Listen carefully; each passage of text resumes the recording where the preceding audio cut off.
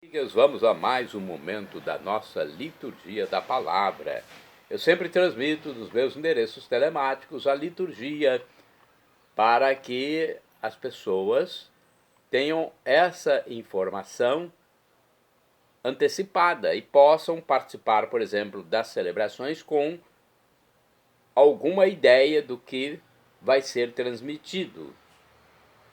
Neste dia, eu quero transmitir para vocês a liturgia referente ao dia 28 de agosto de 2025, quinta-feira.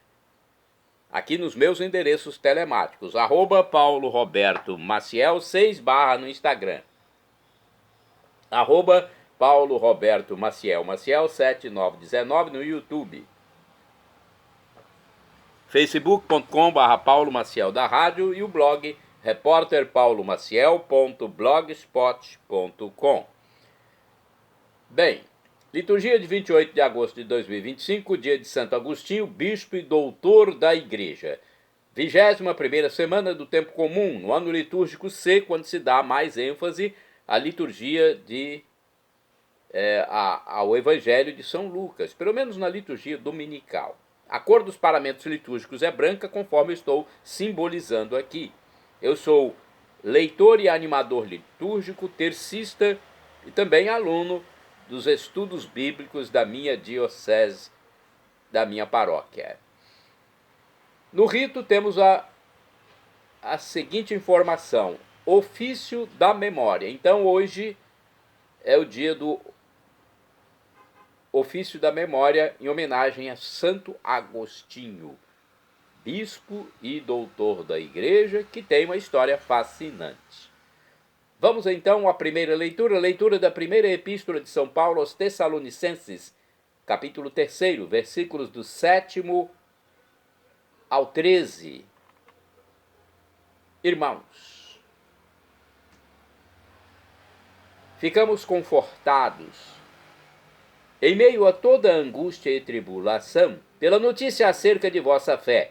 Agora sentimos-nos reviver, porque vós estáis firmes no Senhor. Como podemos agradecer a Deus por toda a alegria que nos invade diante do nosso Deus por causa de vós? Noite e dia rezamos efusivamente para vos rever e completar o que ainda falta na vossa fé. Que o próprio Deus e nosso Pai e nosso Senhor Jesus Cristo dirijam os nossos passos até vós.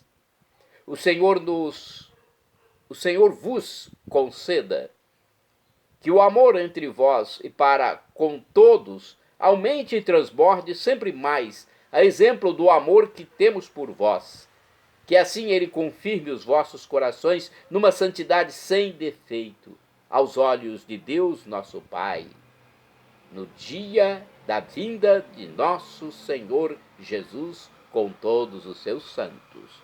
Palavra do Senhor, graças a Deus. Agora é o Salmo responsorial, Salmo 89, na Bíblia Vulgata, e 90 na Bíblia de Jerusalém. Os versículos 3º ao 4º, 12 ao 13, 14 e 17, refrão 14. Saciai-nos de manhã com vosso amor. Cantemos. Saciai-nos de manhã com vosso amor. Vós fazeis voltar ao pó todo mortal, quando dizeis: voltai ao pó, filhos de Adão, pois 1000 anos para vós são como ontem, qual vigília de uma noite que passou. Saciai-nos de manhã com vosso amor. Ensinai-nos a contar os nossos dias e dai ao nosso coração sabedoria. Senhor, voltai-vos, até quando tardareis? Tende piedade e compaixão de vossos servos. Saciai-nos de manhã com vosso amor. Saciai-nos de manhã com vosso amor, e exultaremos de alegria todo o dia. Que a bondade do Senhor e nosso Deus repouse sobre nós e nos conduza. Tornai fecundo, ó Senhor, nosso trabalho, fazei dar frutos o labor de nossas mãos. Saciai-nos de manhã com vosso amor. Repitamos: saciai-nos de manhã com vosso amor. Agora vamos ao Evangelho escrito por São Mateus, capítulo 24, versículos do 42 ao 51. Vamos primeiro aclamá-lo, depois o proclamaremos. Aleluia, aleluia, aleluia. Aleluia, aleluia, aleluia. Vigiai de Jesus, vigiai, pois no dia em que não esperais, o vosso Senhor há de vir. Aleluia, aleluia, aleluia, aleluia, aleluia, aleluia. O Senhor esteja convosco, Ele está no meio de nós. Proclamação do Evangelho de Jesus Cristo segundo São Mateus. Glória a vós, Senhor. Pelo sinal da Santa Cruz, livra-nos Deus nosso Senhor dos nossos inimigos. Naquele tempo disse Jesus aos discípulos: ficai atentos, porque não sabeis em que dia virá o Senhor. Compreendei bem isso. Se o dono da casa soubesse a que hora viria o ladrão, certamente vigiaria e não deixaria que sua casa fosse arrombada. Por isso também vós ficai preparados, porque na hora em que menos pensais, o Filho do Homem virá.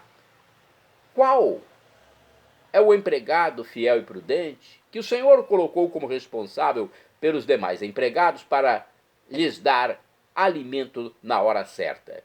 Feliz o empregado, cujo Senhor o encontrar agindo assim quando voltar. Em verdade vos digo, ele lhe confiará a administração de todos os seus bens.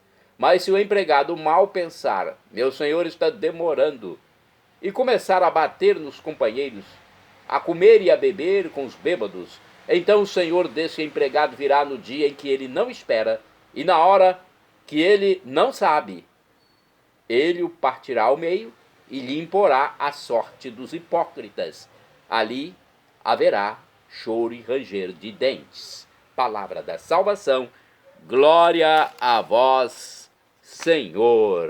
Olha aí, o Evangelho bom para nós refletirmos. E temos aqui a reflexão primeira, no livro Dia a Dia com o Evangelho.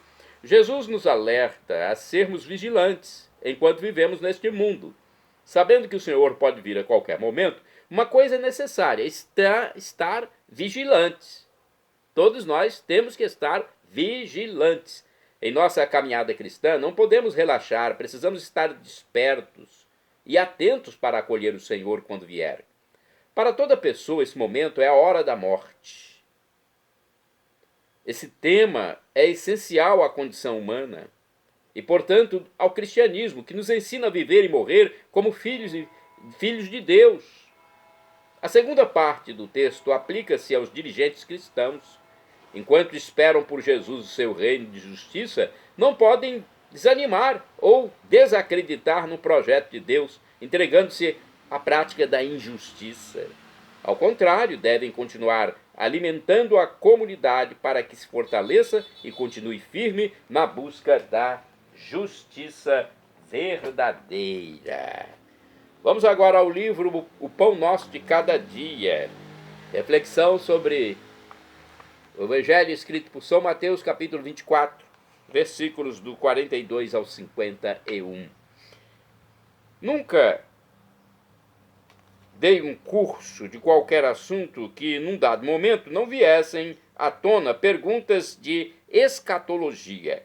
Quando será o fim do mundo? Como será o fim do mundo? Quais os sinais precursores do fim do mundo? Essas perguntas que hoje o povo faz são as mesmas que os discípulos de Jesus faziam.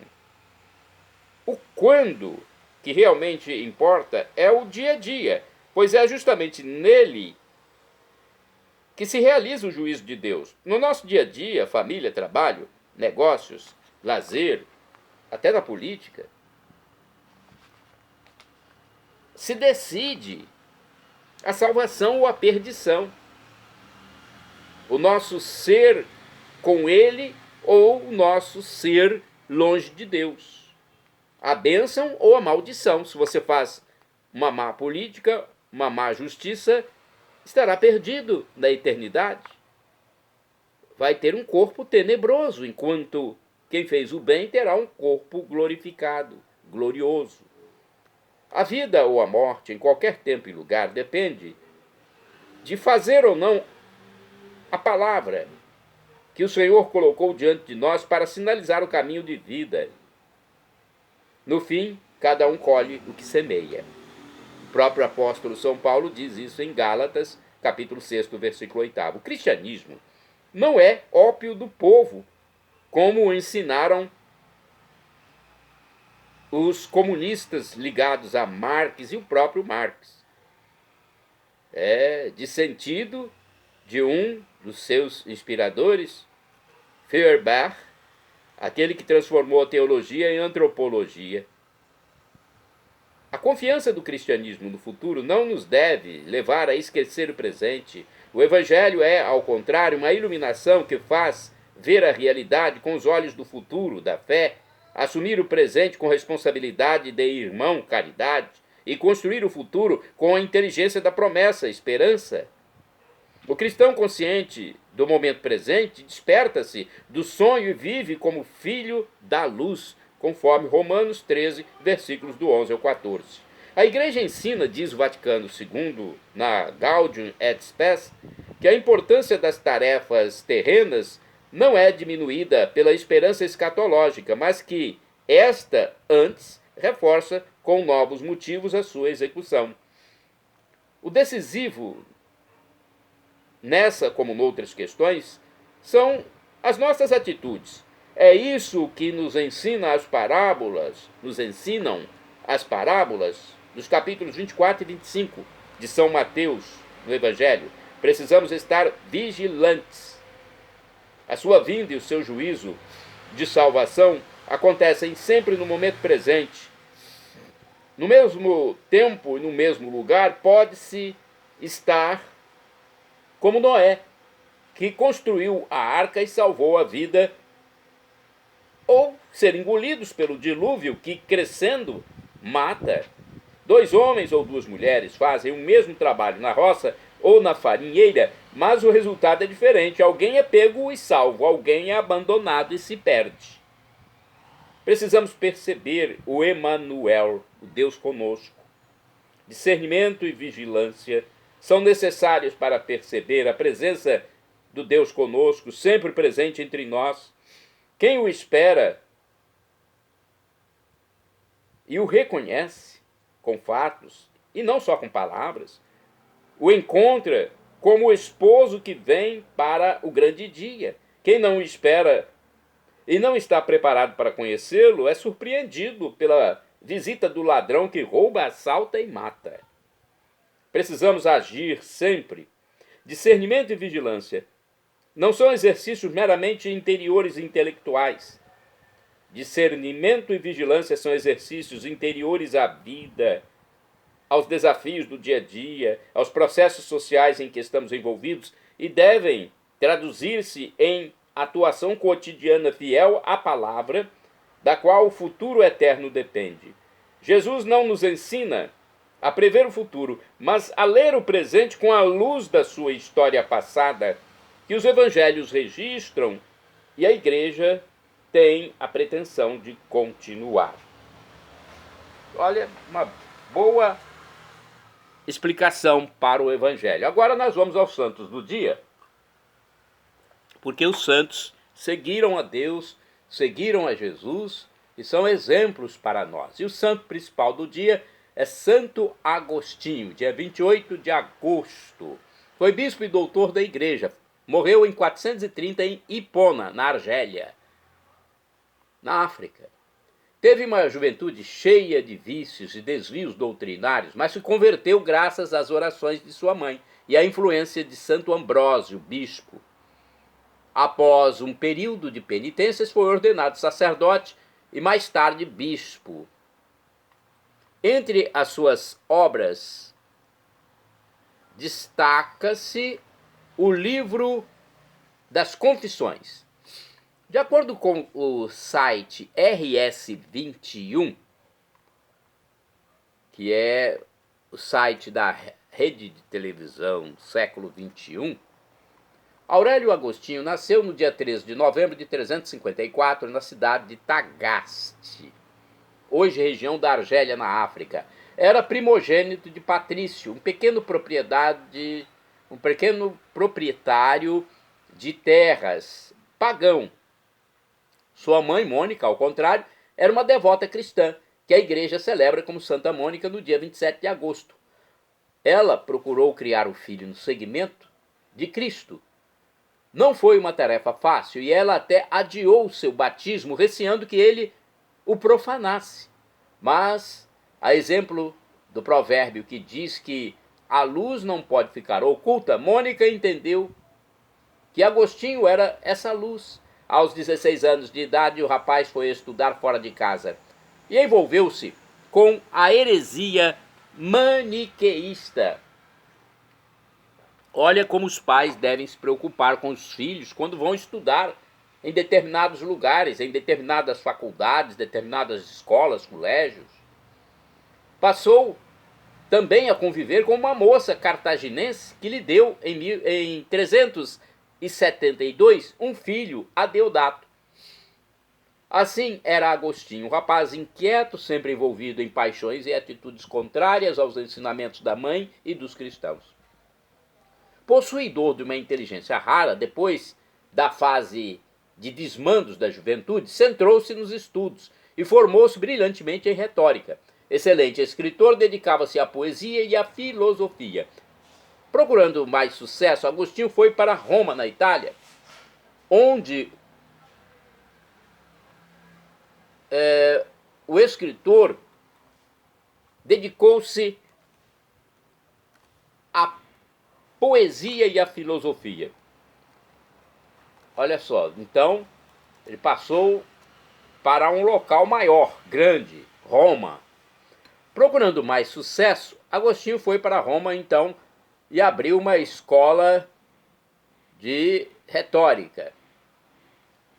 Lá em Roma, uma escola de retórica. Foi convidado, já que ficou famoso naquela cidade, para ser professor dessa matéria e de gramática em Milão. O motivo que o levou a aceitar o trabalho foi estar perto do bispo Ambrósio, hoje santo, poeta e orador, por quem Agostinho tinha enorme admiração. Assim passou a assistir aos seus sermões. Agostinho gostava de ouvir os sermões desse bispo. Então, por isso, ele aceitou ir para Milão. Não é? Primeiro foi o interesse de conteúdo literário, depois conteúdo filosófico e doutrinário. E aos poucos, a pregação tocou o coração de Agostinho e ele se converteu, passando a combater a heresia maniqueísta e outras que surgiram. Foi batizado junto com o filho Adeodato pelo próprio bispo Ambrósio na Páscoa do ano de 387. Agostinho tinha 33 anos e o filho 15. Nessa época, Agostinho passou por uma grande provação. Seu filho morreu. Era um menino muito inteligente a quem dedicava muita atenção e afeto. Decidiu, pois, voltar com a mãe para sua terra natal, a África, mas Mônica também faleceu no porto de Ostia, não muito distante de Roma. Depois do sepultamento da mãe, Agostinho prosseguiu a viagem, chegando a Tagaste em 388. Lá decidiu-se pela vida religiosa e, ao lado de alguns amigos, fundou uma comunidade monástica de monges, cujas regras, escritas por ele, deram depois origem a várias ordens femininas e masculinas. O então bispo de Hipona decidiu que a luz não devia ficar oculta e convidou Agostinho para acompanhá-lo em suas pregações, pois já estava velho e doente. Para tanto, consagrou Agostinho sacerdote e logo após a sua morte, em 397, Agostinho foi aclamado pelo povo como o novo bispo de Hipona.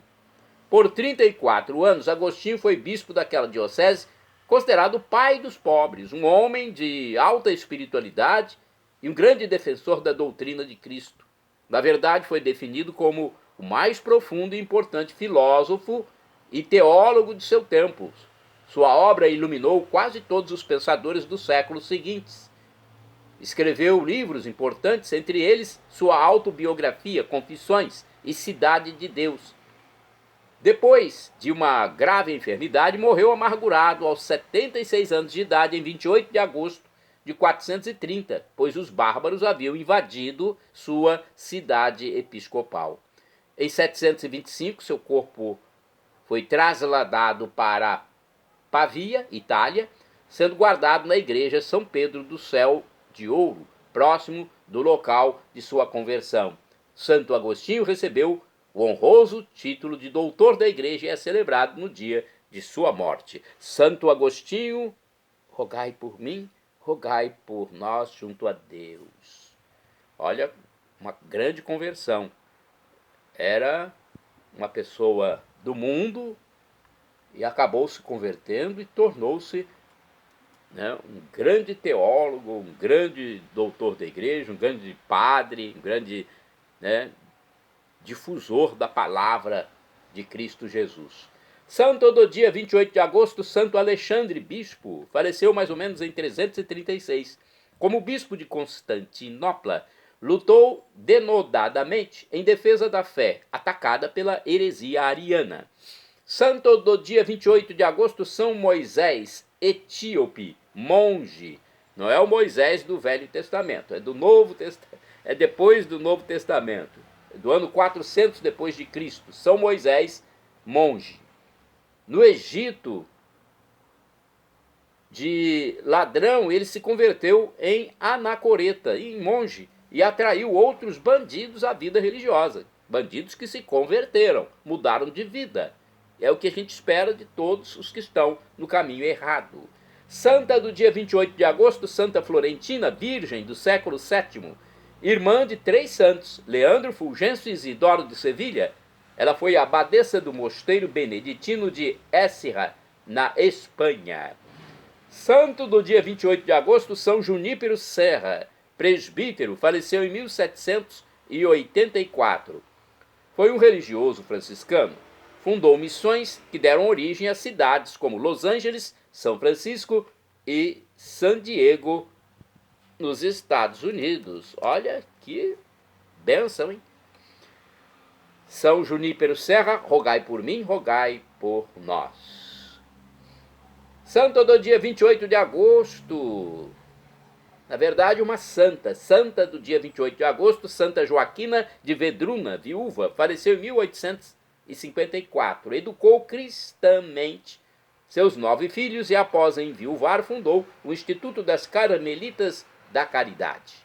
Bem-aventurado do dia 28 de agosto é o Beato Afonso Maria Mazurek, presbítero, ou seja, padre, sacerdote e mártir, faleceu em 1944. Foi prior do convento carmelita de Czerna, na Polônia. Afonso Maria Mazurek foi brutalmente torturado e, por fim, fuzilado, sendo então um mártir de Cristo Jesus. Beato Afonso Maria Mazurek, rogai por mim, junto a Deus, rogai por nós. Shalom Adonai é uma expressão hebraica que significa a paz de Deus, é o que eu desejo para todos vocês. El Shaddai, também do hebraico, significa Deus onipotente, Deus todo-poderoso. Ele proverá aquilo que você deseja, se for para o seu bem. O professor e escritor de mais de 100 livros na Igreja Católica, Felipe Rinaldo Queiroz de Aquino, em seu canal no YouTube, onde responde às nossas dúvidas, diz que Deus pode nos dar uma dessas 3 respostas quando suplicamos algo. Sim, não ou espere. Qualquer das 3 devemos acatar, pois vem de Deus, do Criador do Universo, do nosso papaizinho do céu, nosso divino Pai eterno, que é onisciente, onipresente e onipotente. E agora eu clamo, Maranatá, como dizemos nós católicos, é do dialeto de Jesus, o aramaico, ou Maranata, como dizem nossos irmãos separados das comunidades evangélicas ou protestantes. Não importa a pronúncia. O significado é o mesmo. Senhor Jesus, vem, vem Jesus, é o juízo final que nós aguardamos. Olha, na parousia, no juízo final, teremos corpos transfigurados, transformados, semelhantes ao de Jesus ressuscitado. Viveremos para sempre numa eterna felicidade, algo inexprimível, grandioso, inexpressável, indizível, inefável, não cabe na nossa mente. Vamos viver parecidos com Jesus quando ressuscitou, subiu ao céu e entrou pela parede no cenáculo sem derrubar a parede. Podia comer ou não comer, beber ou não beber, mudava a aparência, desaparecia num átimo de segundo da frente das pessoas. É um corpo que não apresenta as propriedades desse corpo aqui, físico. Então vamos aguardar. São Paulo diz que a tribulação de agora nem se compara com a glória futura que será revelada em nós quando formos para o céu. Para isso temos que crer em Jesus como Deus, no mistério da Santíssima Trindade, o Pai Criador, o Filho Redentor e o Espírito Santo Santificador, Discernidor.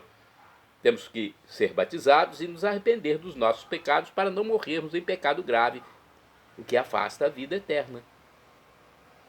Perdão, Senhor, pelos meus pecados passados, presentes, futuros, físicos e espirituais, pecados do pensamento, palavras, atos, omissões, e me dê a vida eterna. Meu Jesus, eu quero a vida eterna convosco. Acesse @Paulo Roberto Maciel 6 no Instagram, @Paulo Roberto Maciel 7919 no YouTube, repórterpaulomaciel.blogspot.com no blog e facebook.com/Paulo Maciel da rádio. Endereço geral Paulo Roberto Maciel Maciel. Shalom Adonai, a paz do meu Senhor Jesus Cristo.